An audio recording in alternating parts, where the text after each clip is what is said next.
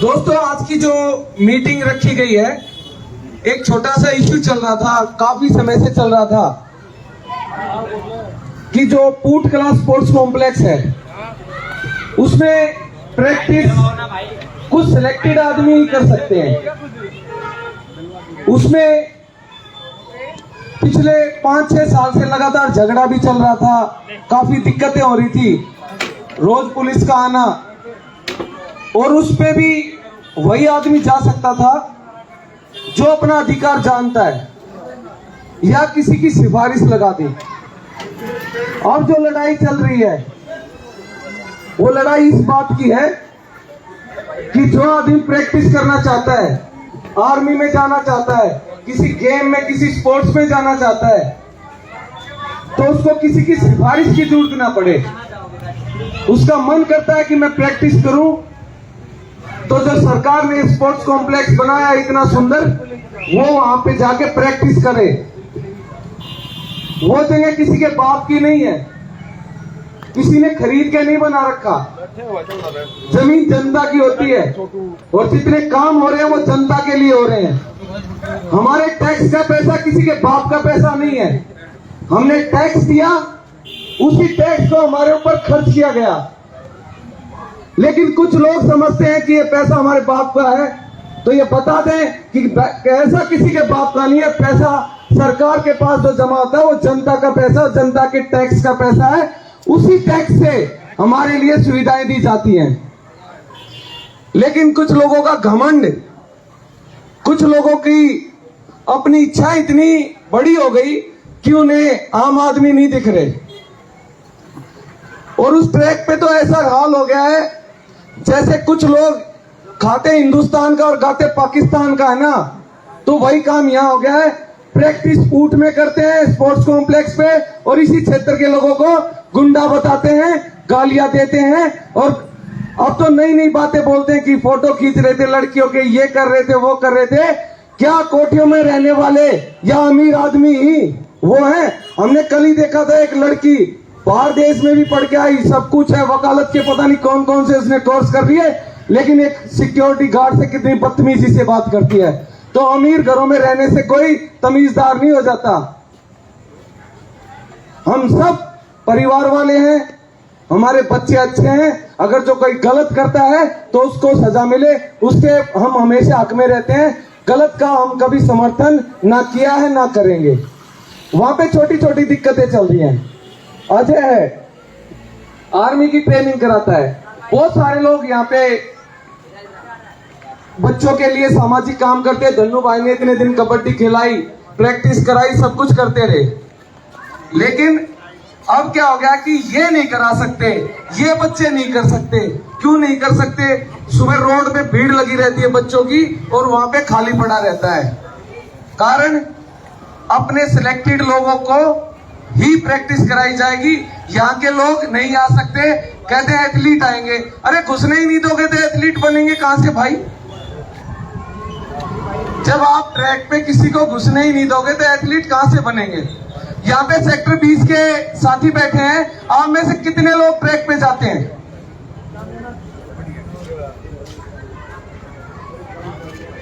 ये सागर भाई है, ये कह रहे जाने ही नहीं देते।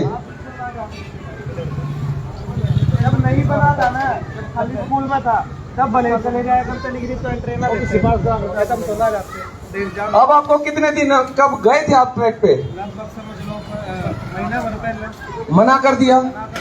क्या बोला उन्होंने? भाई यहाँ के जो सिलेक्टेड होंगे वही जाएंगे, कॉलोनी वाले नहीं आएगा। माइक में बोल, माइक हाँ बोल लो। बिल्कुल अपनी बात रखने का अधिकार है।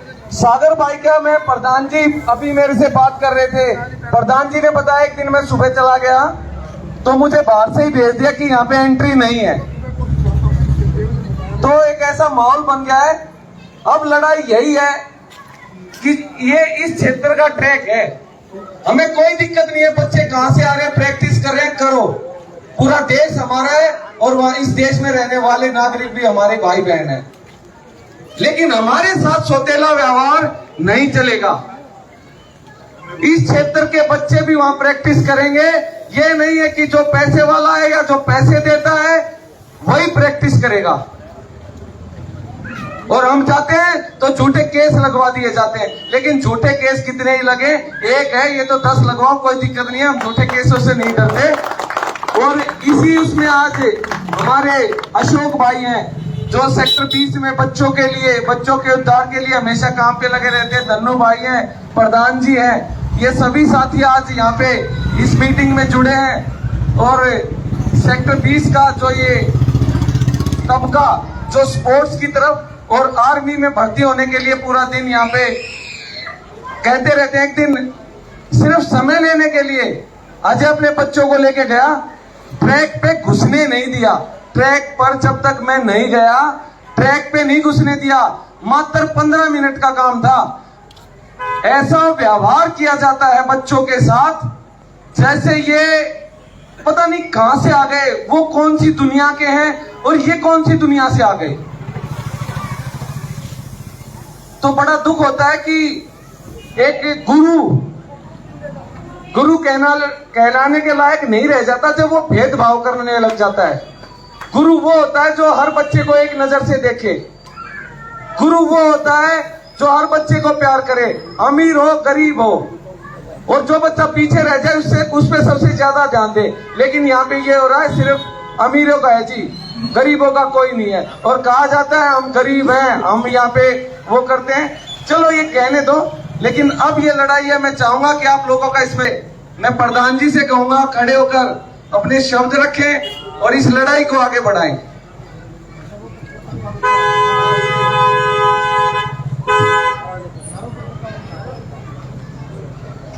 सभी साथियों को, बच्चों को मेरा नमस्कार। एक बार जयकार लगाएंगे मिलकर सारे बच्चे। भारत माता की, भारत माता की। साथियों, स्वस्थ रहने का सबको अधिकार है, स्वस्थ रहने का सबको अधिकार है। और जो ये लड़ाई है ट्रैक के ऊपर, ये ट्रैक एक ना तो पुटकला गांव का है, ना ये सेक्टर 20 का, ना ये कृष्ण विहार का, ये गवर्नमेंट का है। गवर्नमेंट की हर चीज में हमारा अपना हिस्सा होता है और हमारा हिस्सा है। हमारे भाई ने बताया कि टैक्स से हम भरते हैं और टैक्स से चीजें सरकारी हमें सुविधाएं मिलती हैं। हमारी व्यक्तिगत लड़ाई नहीं है किसी से, और ना हम करना चाहेंगे। हमारी लड़ाई है हमारे बच्चों को फिजिकल सेंटर में ट्रक्स पे जाने की अनुमति मिले, और हमारे एक समय ऐसा मिले कि जो हमारे बुजुर्ग हैं, जो साथी हमारी उम्र के 55-60 साल के, 65 साल के, एक समय ऐसा निकाले, संशोधन हर चीज का है, एक समय ऐसा निकाले कि 1 घंटा 1.5 घंटा भाई पार्ट टाइम दे दें, जिससे कि ट्रक भी चलता रहे, बच्चों का नुकसान भी ना रहे। तो साथियों, मेरा ये मानना है कि हम लोगों ने मुकेश भाई के साथ इस लड़ाई में, लड़ाई इस प्रकार की नहीं है कि कोई हमारा कोच साहब दुश्मन है, ये वांड का वो भी है, वो कोच जाएगा दूसरा आएगा। लेकिन लड़ाई हमारी हमारे बच्चों के प्रति है कि कोच साहब से भी मैं ये कहेंगे कि भाई जो समय, कुछ समय हमारे जो तेजार के बच्चे हैं, भाई ने बताया कि पैसे वालों के बच्चे तो कहीं भी कर लेंगे, पर हमारे लिए तो बनाए। और हमारे बच्चों की एंट्री, जैसे कि बेटे सागर ने बताया अभी कि वहाँ हमारी एंट्री नहीं होने दी। 1 साल पहले लगभग मैं मॉर्निंग गया, मैंने देखा, देख लेते क्या अंदर क्या बनाया भाई। बोले जी कहाँ से? अरे मैं कहा भाई मुझे नहीं जानते। नहीं जी जानता तो हूँ, सेक्टर 20 से आप प्रधान हो, नाहर जी हो। पर यार कम से कम इतना तो मत रोको कि कम से कम ये तो अधिकार है हमारा, हम भी तो देख लें अंदर क्या बनाया गवर्नमेंट ने। वोट तो हमने भी दी है, सरकार हमारी है, सरकार कोई भी आए वो सरकारी संपत्ति है, वो संपत्ति सरकारी आप लोगों की है। तो साथियों, मैं मुकेश जी से कहना चाहूँगा, मुकेश जी आप इकला ना समझे, सेक्टर 20 और हम व्यक्तिगत आपके साथ हैं। आप हमारे बच्चों के हित में लड़ाई कर रहे हैं, हम आपके साथ हैं, हर दिल से, तहे दिल से, कहीं आना जाना है हम तैयार हैं। तो साथियों, इसी के साथ मैं अपनी वाणी को विराम दूंगा, और कोई किसी प्रकार की घबराने की जरूरत नहीं है। सेक्टर 20 जो है हमारा इतना बड़ा है कि 21,000 वोट है सेक्टर 20 में, 21,000 वोट, और 21,000 वोटों में हमारा हिस्सा, मतलब वहां पे एक बच्चा नहीं जा सकता। तो खैर आप लड़िए, हम आपके साथ हैं, सेक्टर 20 आपके साथ है। धन्यवाद साथियों। अब मैं प्रधान जी को कहूंगा, सबसे बड़ी दिक्कत मैं बताता हूं, यही सबसे बड़ी दिक्कत है। हम इतने हिचकिचाते हैं, हम इतने दब चुके हैं कि कोई हमारे अधिकारों का हनन करता है ना, तो हम चुपचाप वहां से आ जाते हैं। जिस आदमी ने आवाज उठानी सीख ली और आवाज उठानी आ गई, उसके अधिकारों का कोई हनन नहीं कर सकता। वहां पे रोका किस लिए जाता है? वहां पे रोकने के बहुत आसान तरीके हैं, आप लोगों को बता देता हूं। हाँ जी प्रैक्टिस करनी है। कहां से आए हो? सेक्टर 20 से। कार्ड है? नहीं है जी, बना दो। फॉर्म खत्म हो गए हैं। कब आएंगे? 3 महीने में। 3 महीने बाद कोई जाएगा नहीं, चला गया। कब आएंगे? 3 महीने में। बस आदमी 2-3 बार जाके, उसकी इतनी हिम्मत नहीं होती कि वो जाके कह दे हमारा अधिकार है, एक्सरसाइज करना हमारा अधिकार है। आप ये कह सकते हो, कोई बात नहीं। अगर जो आपके पास फार्म नहीं है, आप मेरे कागज पकड़िए, जिस दिन आपके पास फार्म आ जाए मेरा आई कार्ड बना देना और ये कागज रखो, जब तक मैं ऐसे ही करूंगा। दूसरा वो बोलते हैं 100 रुपए की पर्ची कटेगी। वहां तो इसमें भी शायद गबन हो रहा है। पर्ची, कोई भी सरकारी पर्ची कटती है और सरकारी खजाने में कोई पैसा जमा होता है तो उसका सीरियल नंबर होता है। वहां पे जो पर्ची मिलती है उसका कोई सीरियल नंबर ही नहीं है। और मुझे तो लगता है ये सारा भ्रष्टाचार दिल्ली के जितने भी स्टेडियम हैं सब में चल रहा है, लेकिन ये बात आज तक सरकार तक नहीं पहुंची।